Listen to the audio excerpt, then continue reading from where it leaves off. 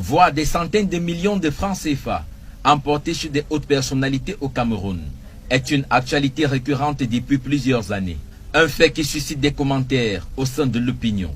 Bonjour à tout le monde, j'espère que vous allez bien. De mon côté, moi je remercie Dieu. S'il vous plaît, on va regarder cette vidéo jusqu'à la fin.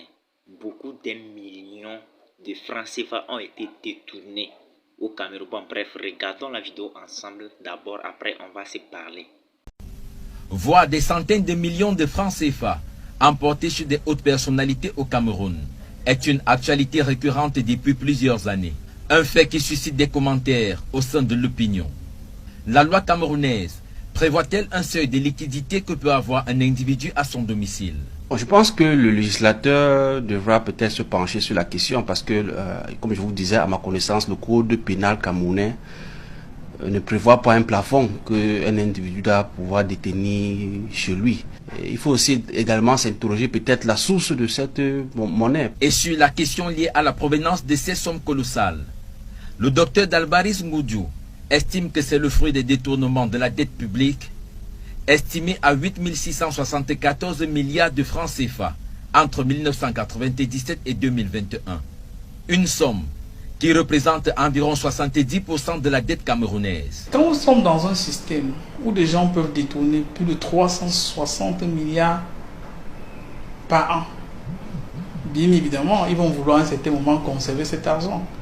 Mais où conserver cet argent? Pourquoi? Parce que s'ils se dirigent vers les institutions bancaires, les principes de la COBAC prescrivent l'origine des fonds. C'est-à-dire qu'il faut justifier l'origine des fonds.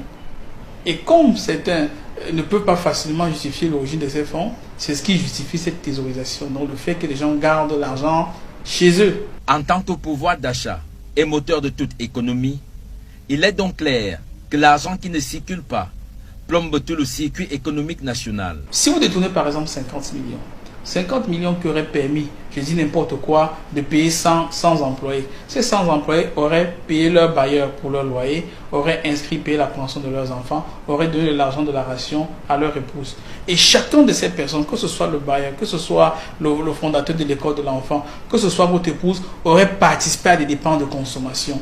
Et ces dépenses de consommation font tourner l'économie et ont un effet positif sur la croissance. Un pan non négligeable de la solution à proposer à ce phénomène serait donc l'application de l'article 66 de la Constitution camerounaise qui parle de la déclaration des biens par certains hauts responsables au début et à la fin de leur fonction. Les gars, en fait, moi ici, dépassé quoi. Vous me regardez combien de sommes. Et c'est pas au Cameroun, c'est partout en Afrique. Partout, c'est comme ça, nos dirigeants, nos députés, nos maires, les trucs comme ça, les nanani, nanana, c'est comme ça, ils détournent de l'argent du pays. C'est comme ça. Et puis, ils ne peuvent même pas aller déposer ça à la banque, jamais, parce qu'ils seront arrêtés. Donc, ils vont garder ça chez eux à la maison. Les gars, c'est triste, quoi. La population souffre.